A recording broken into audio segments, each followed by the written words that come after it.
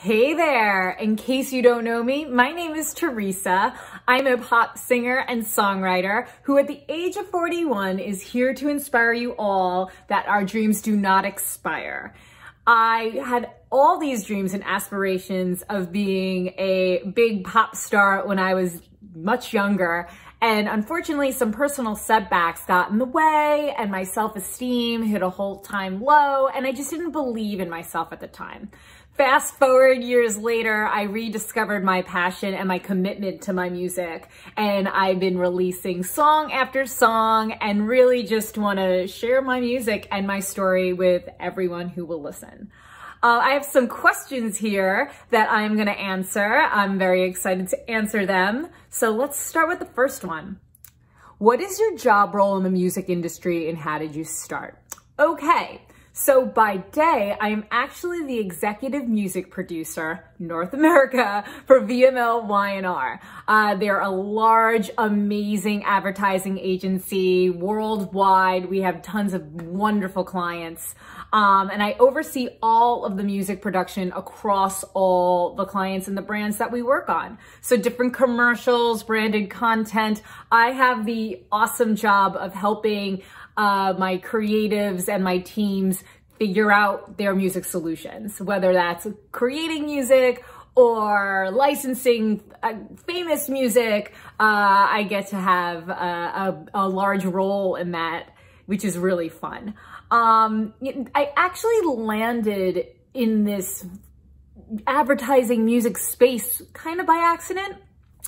I was an aspiring singer-songwriter here in New York, and I, was having trouble trying to find my footing in the actual space of like, what am I going to do? How am I going to get to where I need to be? So what I decided to do is taking some, behind the scenes roles in the music industry, working for various record labels as intern.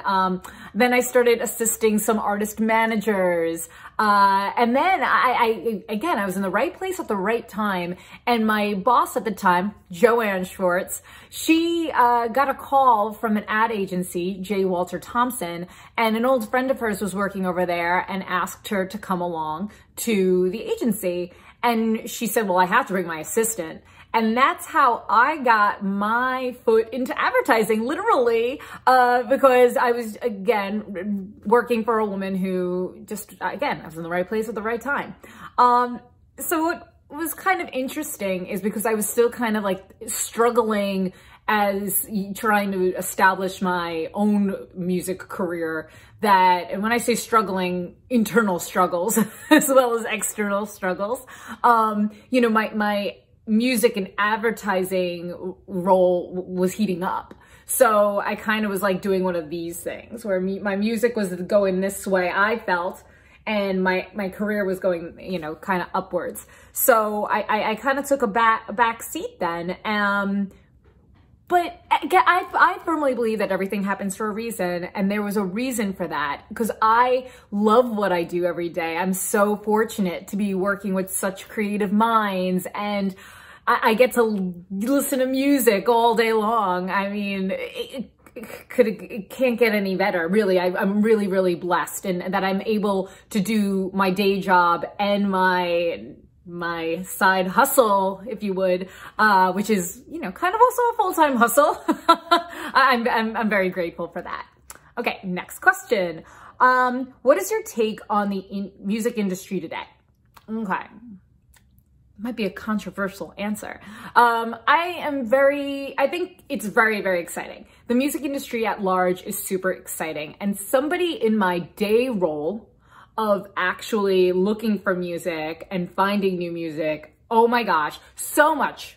There was so much talent in the world, and now it's easier than ever to release your music. It's easier than ever to create music and communicate with people. It is just, you didn't have this even 10, 20 years ago with all of the social media means and different programs to literally make music in your bedroom or your bathroom like I do. So, for me, it's wonderful as the music supervisor hat that I wear, that's great. But as an artist, it's actually really daunting, the music industry today. There used to be kind of a roadmap of what you were supposed to, what your trajectory was supposed to be and how you were going to be able to attain your role as a notable artist. And now with all of the means out there to get your music across, it's kind of tough. Since there's so much, sometimes you get lost in it all.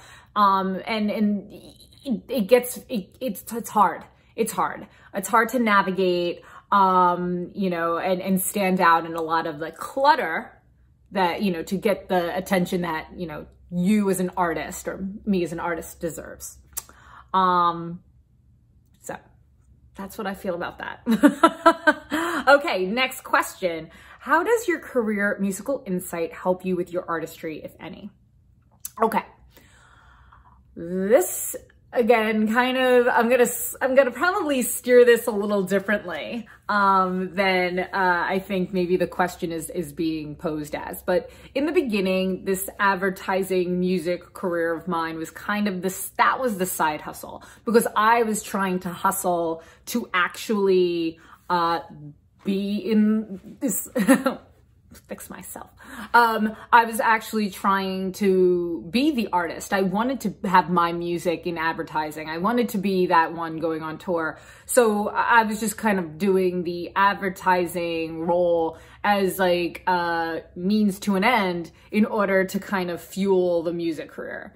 And you know, the coolest parts of that job, like, and it became very like, it just brings you in, and just like, you know, you get sucked into it, is that you get to get all this new music and you get to go to shows, and I would have the opportunity to meet people I would look up to, you know, childhood heroes of mine and idols, and like, it was also amazing. But at the same time, when you're like struggling as an artist, and as I mentioned, internally and externally struggling, sometimes you get jealous, and I think that's natural. I think that I would see a new artist that I didn't feel was as talented as I was, you know, and I think that that's a real thing, and it became very discouraging to me, and I ended up feeling like maybe I'm not set out to be a pop star. Maybe I'm not set out to be writing songs. I guess everybody's doing, like, I just felt like maybe that it wasn't for me, because I was getting so discouraged from all of the other amazing music. And, you know, I gotta say, like, I'm very, very fortunate that my self-esteem and my confidence has grown tremendously in the last few years, because there was a good chunk of time where I literally took the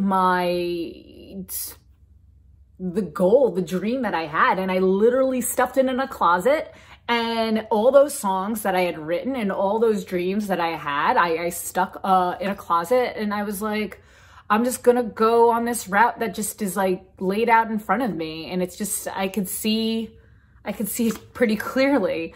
And that obviously, you know, evolved the way it should have evolved. And I rediscovered my music to be like, you know, you can really do this. So I guess it's a blessing and a curse, my day job, because again, I'm exposed to such amazing music, and I get to work with so many talented people. But at the same time, there is kind of this thing where, you know, there's an opportunity that crosses my desk, and I'm like, this would be great for me. And, you know, that's a conflict of interest. And I'm you know, I know that my day will come and these opportunities will come to me, but just sometimes it gets a little hard. It does. It gets a little hard, and that's just, I think, very natural. Well, I have some fun. The next question is quite fun. It's 3 tips you would give to an upcoming artist. And these are 3 tips that I try to instill in myself. So I'm literally giving you tips that my pep talk to myself. Okay. Tip number 1 This is a little easier said than done too. My tip to an artist, be yourself. You are an artist. What sets you apart from everybody else is that it's your experience. It's your feelings. It's your story. Don't change you, and embrace it. Embrace your flaws. Embrace everything that you have to offer. I know it's tough, but you do you. The second tip is actually kind of tied into number one, but don't compare. Like I was just talking about, you don't want to compare yourself to other people. It's gonna suck, and you are gonna get, when you start comparing yourself, it just brings you down, it brings your vibration down. Again, you are on this journey. You are an artist. You're not that other person. They're on their own journey. You don't know what's going on with them. You don't know what they're going through. So I would definitely encourage you to focus on yourself, your journey, your music, and write your own story. It's yours. And then this one, I personally have been struggling with this, and I've been seeing my progress. So I'm hoping that this one will help. Embrace the urge to create every day. So, you know, even when you're feeling a little uninspired, and I know that these times that we're going through have been really tough. I know that it's hard to get up out of bed in the morning. It's just hard. But if we can do a little something that kind of helps create a little bit more of that creative passion fire. I personally feel that if you do a little something every day, you're going to look back at yourself at the end of the week and be like, wow, I did all of this to kind of help me move forward. And then a week turns into 2 weeks and a month and a year. And then you can look back and be like, you know what? I was feeling uninspired, but because I would wake up in the morning and I would just write the first thing that came to my head. You know, like even you write it in a journal and you wake up and, you know, then you have you have some fuel, you have some inspiration that you're giving yourself. So, you know, you want to keep your train moving. You want to be creative. You'll be so grateful you did. A little goes a long way. This was so much fun. I just want to thank MusicOTFuture and Global TV for having me. I hope you guys love what you heard, and if you want to take a listen to my music, please do.